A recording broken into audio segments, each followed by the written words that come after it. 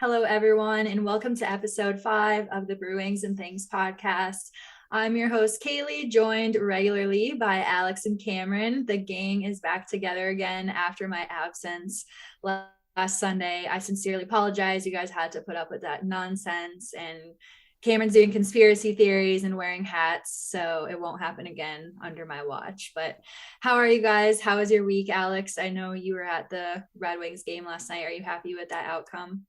Yes, absolutely. Larkin scored 2 goals from the rock star zone, aka below the goal line, and we got the overtime win. It was fantastic. Yes. Rockstar shit. You might need a t-shirt with that. The Wings are nasty. I've had Up a for stern discussion? talking to. Not up for discussion. Per Darren. And Cam, you have a little sore throat, right? So you might not be as talkative. Yeah, it's not COVID related though. Don't worry, guys. You won't get it from me Well, good. through Yeah. Zoom.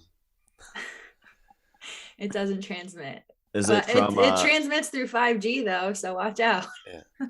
Is it from heckling the other teams so much, Cam? Yes, that's what it's from. Yeah. And nothing else. And blabbing about conspiracies. Yes. Yep. All right. It's from trying to have my voice be heard. Yep. Well, yeah. Unfortunately, Cam might be a little quiet, but that's whatever. So. I got to do it for the pod. Yeah. Save your pipes for next week's episode. Exactly. But we do have some actual news to get to this week. Probably the biggest news to come out of the NHL this week. Legendary Jarome Iginla has officially been inducted into the Hockey Hall of Fame, otherwise known as the local man on the Boston News during a blizzard they got Bruins last legend. year. Yes, Bruins legend. So That was the funniest thing I think I had ever seen. Just randomly on Twitter, somebody had posted that video. It was like Channel 25 News or whatever, and Jarome Iginla just casually being interviewed by the local news. Yeah, they're like, so what do you think of all this snow? And he's like, I'm from Canada, so I'm pretty used to it. I mean, to cut them some slack, it's not like he played 16 seasons for us or for the Bruins like he did for Calgary. But at the same time, if you're in a hockey city, I would kind of expect you to know a hockey player, but we can't judge everyone based off their hockey knowledge. Maybe they've never watched a day in their life, but it was just funny. It was like local man is talks about blizzard on the Channel 25 News, and it's just Jarome Iginla. But that's just the type of guy he is. Like, he is your just everyday dude, super humble. I feel like most hockey players are. And, you know, I'm going to compare him to Patrice Bergeron, of course, but he's just a class act. And he's one of those guys that everyone asks, like, who would be the number one player that you wish got a cup who never got a cup? And I always say Iginla. I know most people say Iginla. I know Lundqvist comes up a lot, but I mean, you can't define a career on that. Just like people try to say Tuukka isn't a Stanley Cup champion because he wasn't the starting goalie for the playoffs. But I mean, Iginla did enough, and his legacy will live on forever. Alex, I know that you said you have someone that you think should be in the Hall of Fame. Who do you think? Who would your pick be? Yeah, so this is a hotly contested one just because goaltenders are so few and far between being added into the Hockey Hall of Fame. But I think it's high time that Chris Osgood gets a look. He had 400 wins in the NHL. There's not many goaltenders that have reached that. He had, I think, 3 Stanley Cups. He never won a Vezina, and that's going to be the biggest knock against him, is that the individual awards weren't there for him because he's going up against guys like Jean-Sebastien Giguère, Marty Brodeur, like these guys that were sensational, like top of their class every single time. But Chris Osgood, man, I mean, that dude did it. That dude made it happen year in and year out with good teams and with bad teams, and he was the guy. So I think he deserves a look. He's, I mean, obviously not a first ballot, that's gone, but he's somebody that I think down the road, if there's like a light class, if we're not too sure, he should be in. One thing I will say, though, Ken Holland got added to this class, and that's well deserved because Ken Holland built some absolutely incredible teams in Detroit. You can say all you want about his salary cap decisions once the things kind of started getting going towards the end of the Detroit prime era, but you know, the things that he did in the early 2000s and the late 90s are unmatched. I don't think you can name many teams that could go up against that 96, 97 to 2002, 2003 team. There's not many that would be able to take that on at all. And he was the architect for it. Yeah, goalies are definitely underappreciated, and I can definitely attest to that. But I would agree with you that would be someone that definitely deserves a look. Hopefully they will. Can they still make that decision? Does he still have a chance? Do you know? Or? Yeah, absolutely. I mean, you got to look at, Jarome Iginla. So what it is the first ballot, it's 3 years after you retire from hockey, because it's the Hockey Hall of Fame. So you got to look at a guy like Pavel Datsyuk. He's still playing in the KHL. So he's not eligible yet until he retires completely from the game. And then it's 3 years. They only made a special exception for Gretzky. I don't think they even did it for Mario Lemieux. There's barely been any exceptions to that rule, but it's 3 years minimum. And then after that, you can get added anytime. I mean, you got to look at who else got inducted this year. Marian Hossa, he's been retired for a while now. Kevin Lowe, that dude played in the 70s and 80s. Kim St. Pierre, I think, retired. She retired back in like 2014 or something like that. And then Doug Wilson was another guy that, I mean, his last year was like 93 or something with the Sharks. So a lot of these guys, they'll end up getting looks later down the line. It just may take 10 or 15 years until there's kind of a gap where, first ballot guys, there's not that many that year. So you can start adding in some of these older players. Yeah, that's actually interesting. I wasn't sure about the timeline or the requirements for that, but yeah, hopefully he still gets a look. I mean, I would put him in like the top 10 like most legendary goalies of all time. Like, I mean, that's a name that sticks out to everyone, I feel like. So he's one of the few to score a goalie goal. So yes, that's add him just for that, really. Yeah. So, I mean, yeah, that's like a legendary stat. So how can you deny that? But just regarding Iginla, I just want to go through some of the things that he's done for the game. So he was selected in the first round, number 11 of the 1995 NHL draft by the Dallas Stars. He's originally from Edmonton. He played 20 seasons in the NHL. He played his first 16 with the Calgary Flames, and then he moved on he went to Penguins, Bruins, Avalanche, and Kings. He's tied with Joe Sakic for his 16th on the NHL goals list and ranks 36 in points. In 2001-2002, he won the Art Ross Trophy as the NHL points leader with 96 points, 52 goals, and 44 assists. The Rocky Richard Trophy as the leading goal scorer, and the Ted Lindsay Award, which was the Lester B. Pearson Award at that time, and that was for the most outstanding player as voted by his peers. He also won the King Clancy Memorial Trophy for leadership and community contributions, and the Richard Trophy in 2003-2004, and the Mark Messier Leadership Award in 2008-2009. So this guy's very decorated. He competed in 3 Olympics for Canada. He won 2 gold medals, and he is the one that assisted the Sidney Crosby golden goal to beat the United States in the 2010 Vancouver Olympics. He also achieved an amazing milestone. He achieved a lot of firsts, actually, for Black players in the NHL. He scored 400, 500, 600 goals, and 1,000 points. So those are his milestones. He was also the first Black male athlete to win a gold medal at the Winter Olympics when he won for Canada in 2002. So again, when you think of Iginla, you're like, oh, poor guy, like he doesn't have a Stanley Cup. But I don't think that's what he thinks about, I mean, everyone wants that feeling, but when you look at that, his record and just all the things that he's done for the game, including for Black players, that's something that NHL needs more of. And I feel like everyone looks up to him. Even Milan Lucic, who is on the Flames now, he got to play alongside Iginla, and he's like, you're my favorite player as a teen, and it was a dream to be on the same roster as you. And I loved the quote from Iginla during his induction. He said, I never dreamt of being in the Hall of Fame. I just dreamt of being in the NHL. So he's just one of those humble, classy guys that likes to comment about snowstorms on the local news. So he probably didn't even bat an eye when he gave them his name, and they were just like, oh, okay, thanks. Thank you, local citizen. So I'm just super happy for him. He's very decorated even without the Stanley Cup ring. So congrats to Jarome Iginla. Absolutely. Yeah, he is just outstanding, and hopefully Osgood will get the next look. So I was good for the Hall of Fame, baby. So going into some player safety stuff this week, that is always a topic of conversation.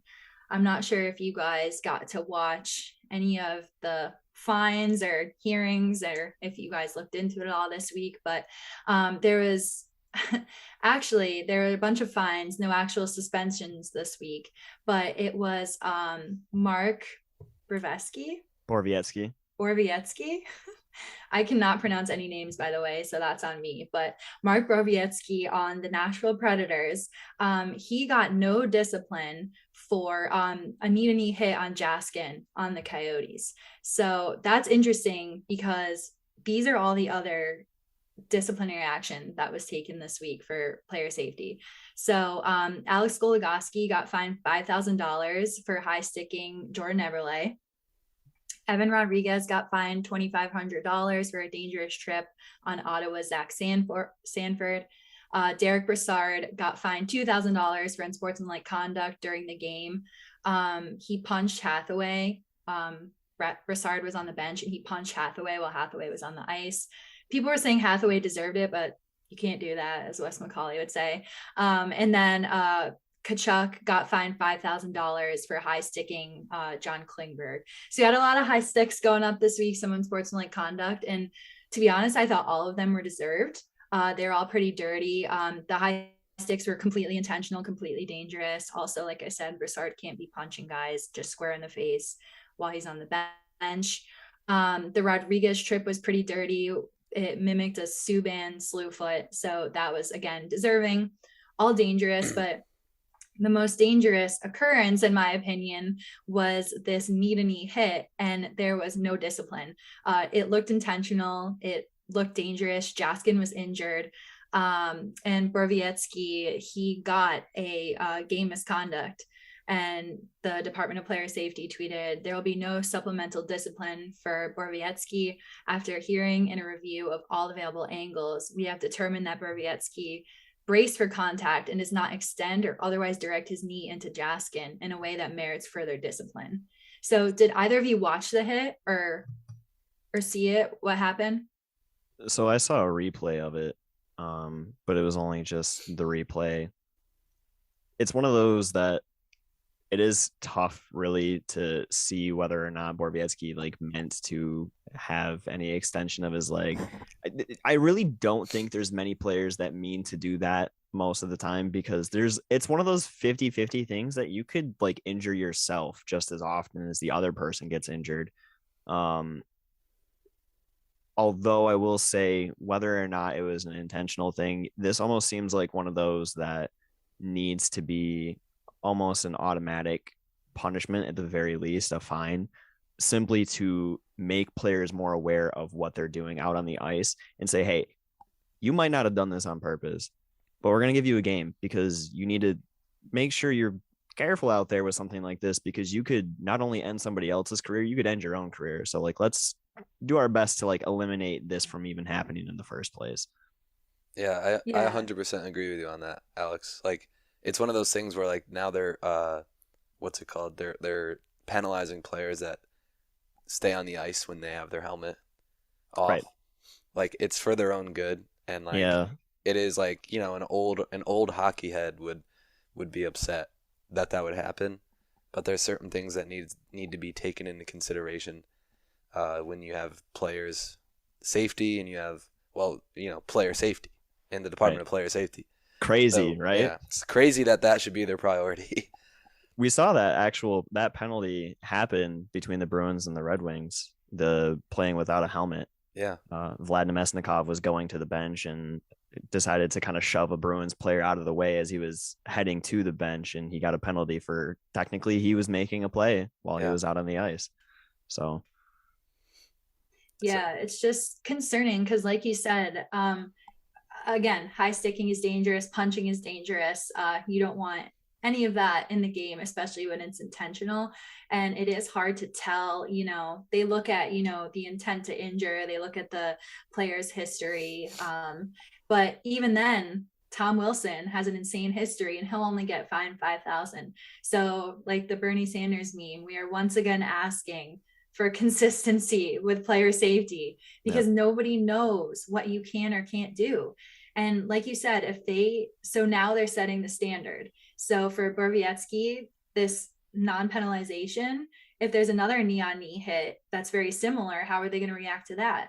So you kind of have to keep tabs on player safety all year long to see, well, this was bad, this was good, you guys didn't care about this one, but you cared about this one. So it's just exhausting. And I don't know if Borowiecki has a bad history. I do not know that much about him, but even so, like you said, if you say, here's just one game, don't do it again, be mindful, period, that's all you have to do.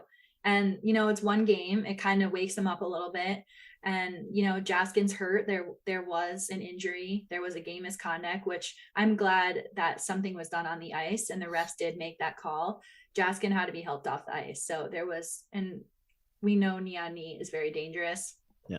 So again, I guess they didn't feel like there was intent, but if you at least say, hey, this might have not been entirely intentional, but you need to be more aware of these type of things from now on, and maybe that will help eradicate future happenings.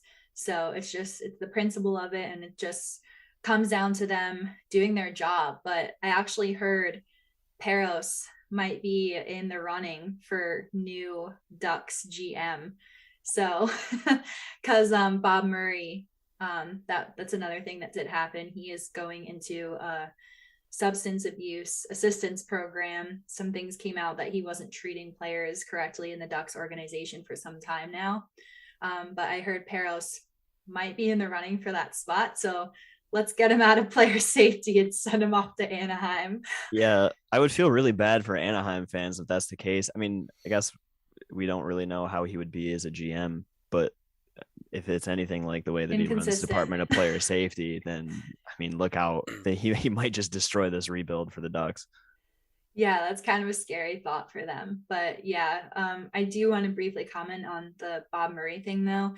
I actually saw a tweet that said that Kyle Beach actually allowed for something like this to happen because his bravery and his courage to step forward and talk about these terrible things and things that weren't right and things that need to be fixed. I mean, I don't know how true this is not. I don't know how true this is or not, or if this was inspired because of Kyle Beach's actions, but someone did mention, hey, this is probably because Kyle Beach stepped forward and wasn't afraid to talk about being mistreated. So all of a sudden, all the dominoes are falling. And now we find out that Bob Murray has been terrible to his players and employees for years now. And more people came out with more stories about how they've met him before and he was not a nice guy. And then, people just start coming forward and it just takes one.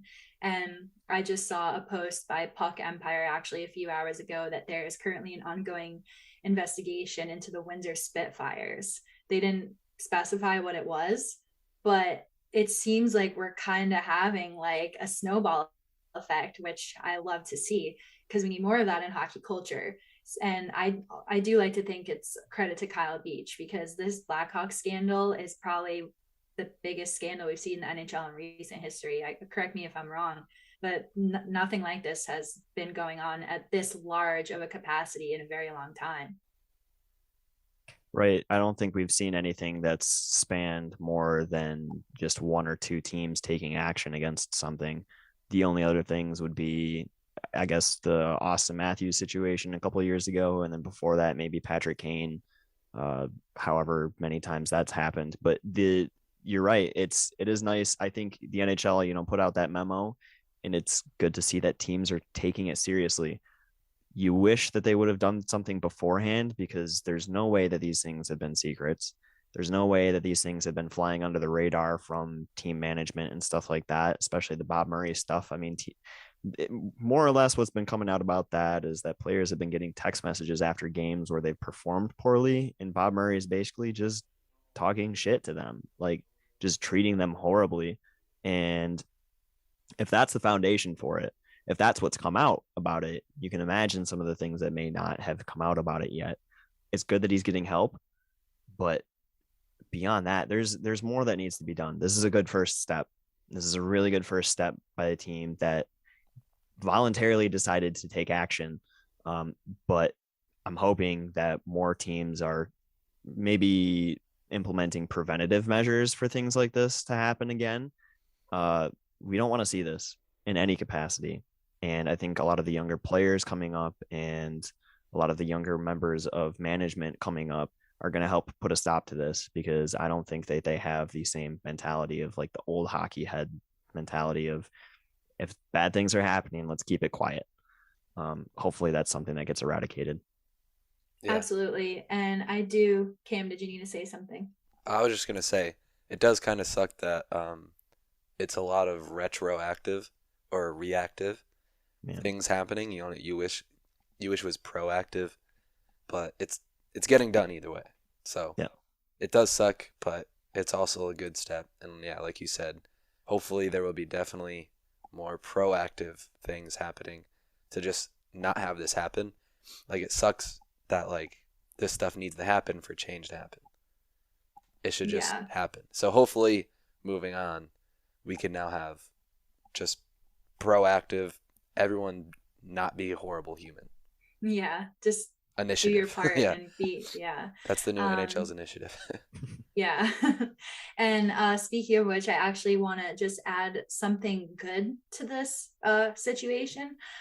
So Bauer, the hockey equipment company, released a statement just the other day on Friday morning regarding things that are going on with Kyle Beach and everything that's been happening in hockey culture in general over recent years. And I do want to read their statement because I thought it was absolutely incredible. And they made such an impact with their words, more than the NHL has ever. So the NHL also needs to take notes from other companies, and I think the NHL should only use Bauer equipment from now on.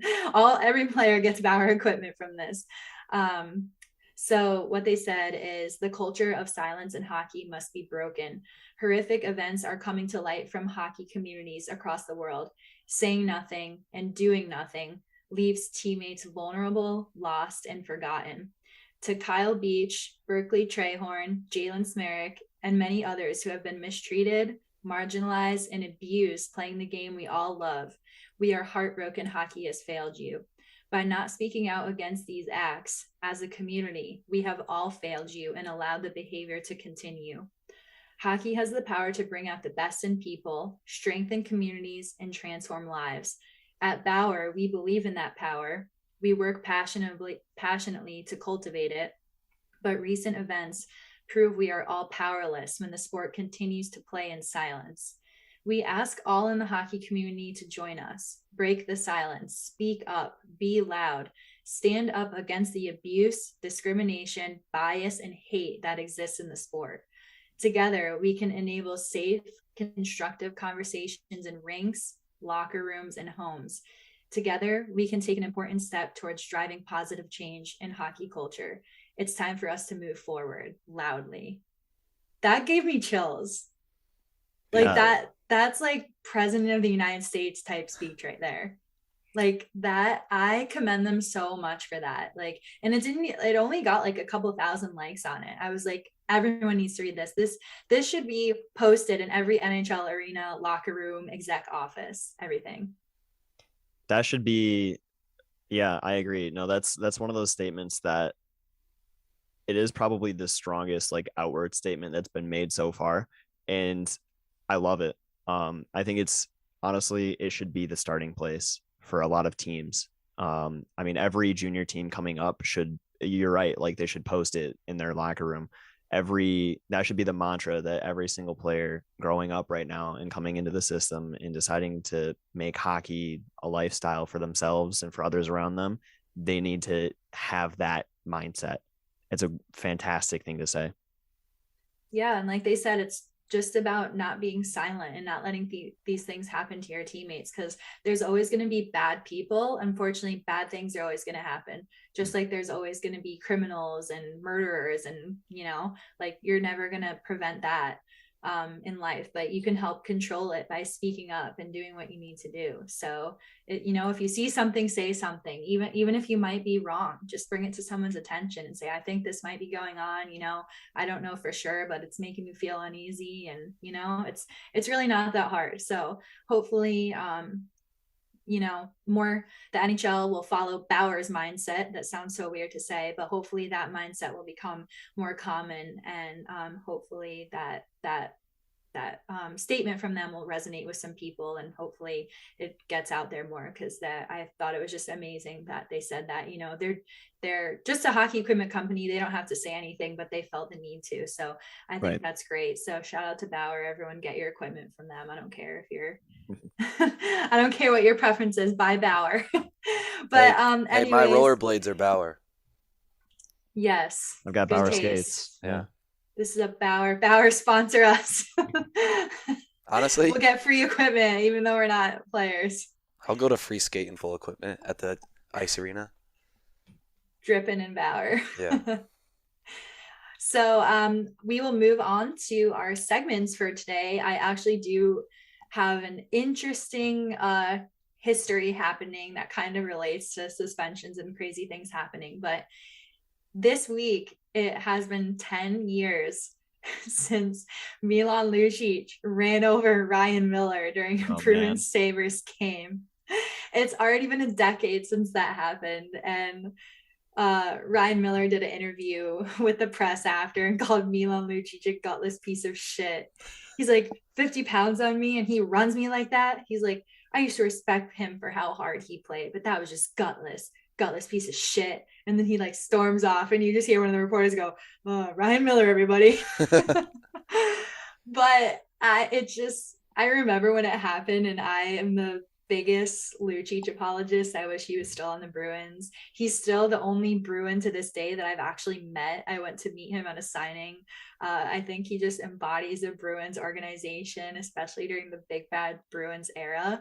And he's still putting up points. Like, he still has some gas in the tank. So I'm not saying that. I'm saying he's like a good fourth line guy. He's trudging along. Okay. Yeah. He's not like, he is like, it used to be, he used to be on a line with Horton and Krejci. That wouldn't be the case anymore. I mean, I know Krejci and Horton have both moved on to different things, and Horton's not playing anymore, but he was great when he was in Boston. He's definitely past his prime. But anyways, my point is that he ran over Ryan Miller 10 years ago.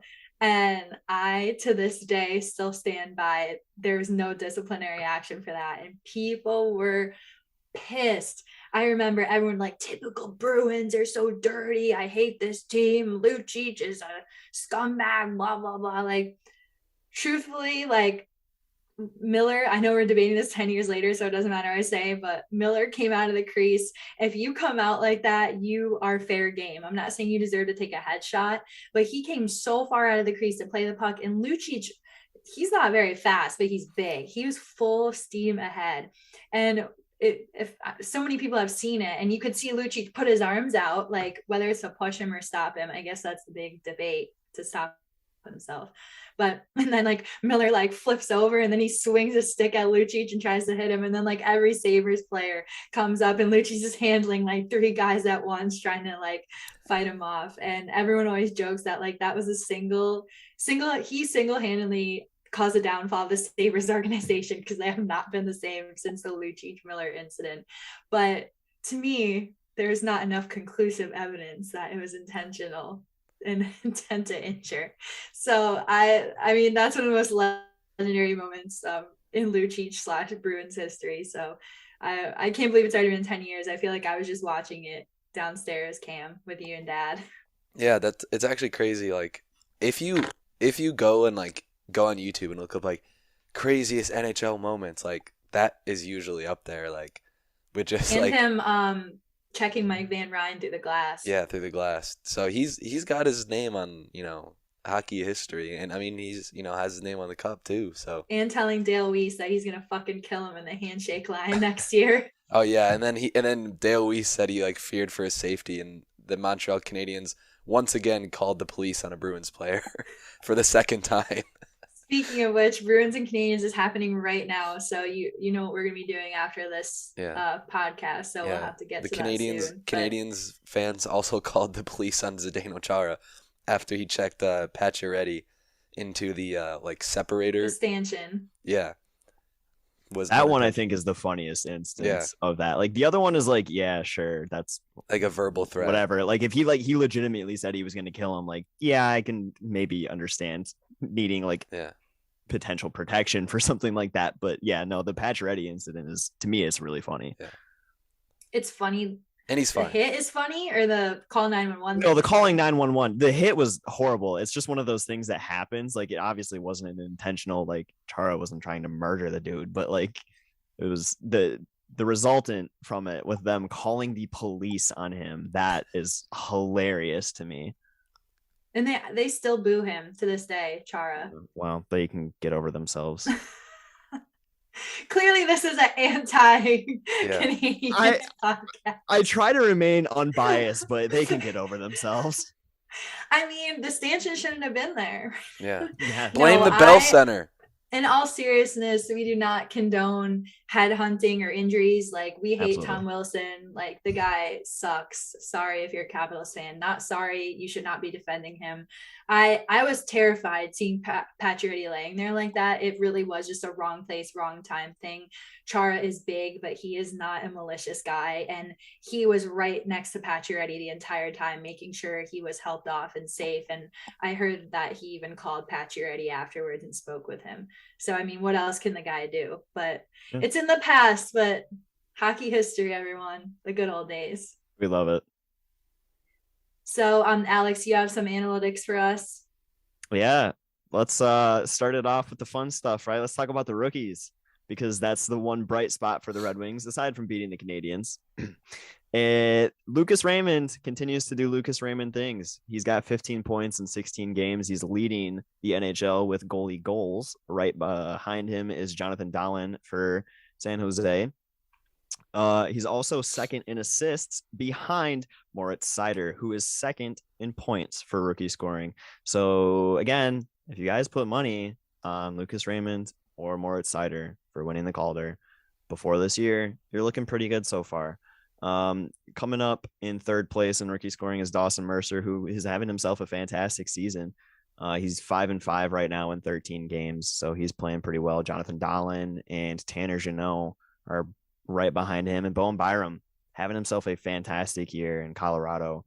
He's another one of those guys that definitely is stepping it up, and he's making a big impact for a team that isn't really doing too well in the standings overall. So it's nice to see that there's some bright spots coming up in the future for them.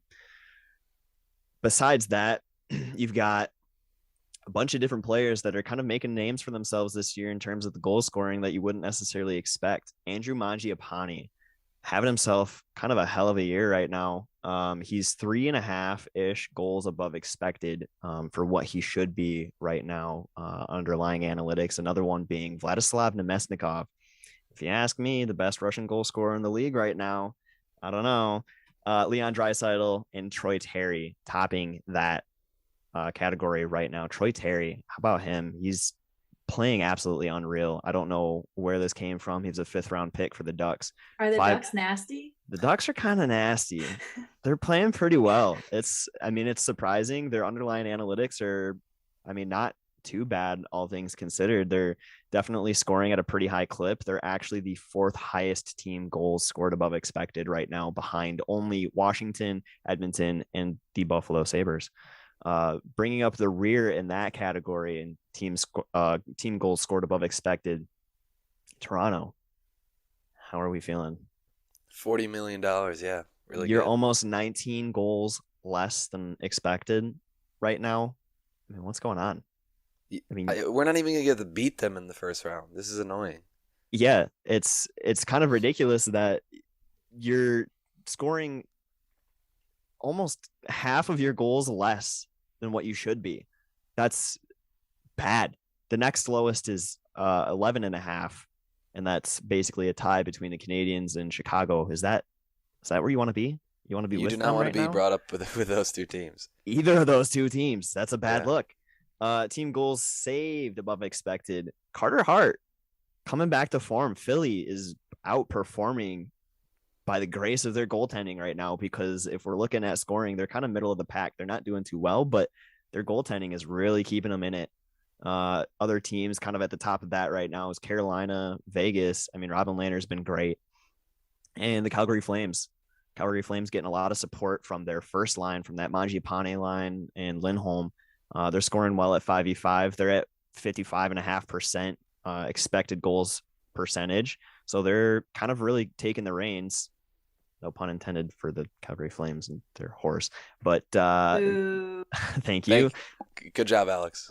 Thank you. On top of that list, though, is your Boston Bruins at 55.8%. But they're just followed by Florida, the Flames, and Colorado. Colorado's starting to turn it on a little bit. They get healthy. Should be interesting to see. Heard they're looking to move out Girard, which that should be interesting for any team who's looking for a young left defenseman with halfway decent term and contract value. It's actually not too bad. Team expected goals against per 60. Vegas, not looking too good. You guys are looking at 3 and change goals against per 60 minutes. You're not looking too hot. I know you're injured, but what are we doing? Are we getting Mark Stone back? I think he played last night, right? Pacioretty's got to come back. I mean, you still got Jack Eichel, obviously, watching, but you're not going to see him till after the Olympics. If he plays in the Olympics, that'd be cool, but you're probably not going to see him till March at this point. Is it too late? Are we going to see Edmonton and Calgary take charge in that division? The California teams are playing above 500. None of us expected them to be anywhere close to contention, but they're all kind of fighting for points. Vegas, it's looking scary right now. They're taking the opportunity in front of them and actually using it, Yeah. So that's what I've got for today. But speaking of a team that's taking an opportunity and using it, the Detroit Red Wings. Hey, they're playing the Columbus Blue Jackets. It's gonna be a tough game. Yeah, and Columbus... the Lions tied today. What a weekend for Detroit sports. We didn't lose a game. We're not going to go 0-17. The Lions didn't lose. City of Champions. It's a banner year. Michigan won in football. Michigan State won in football. The Pistons won. The Red Wings won. And the Lions didn't lose. It's a great day to be a Michigan sports fan. Alex, and they're climbing... die on the spot, and you would have no complaints in life right now. Be so happy. And they're climbing light posts in Detroit. Well, they got to grease them up. Yeah. Okay. Well, they are playing the Blue Jackets, and the Blue Jackets are playing pretty well right now. But so for betting, I have one bet, and it's actually for the Red Wings. Also, I would like to comment that all of Las Vegas are cowards for not giving us that Alex Ovechkin under/over point. Like, they gave it to, I don't even remember who they gave the under/over to, but they only did 3 players, and Ovechkin was not one of the players for the shots. For shots, and for shots, I was like, I expect him to take at least 6 shots. He had 6 shots. He took exactly 6 shots. So basically, I'm pretty good at this stuff.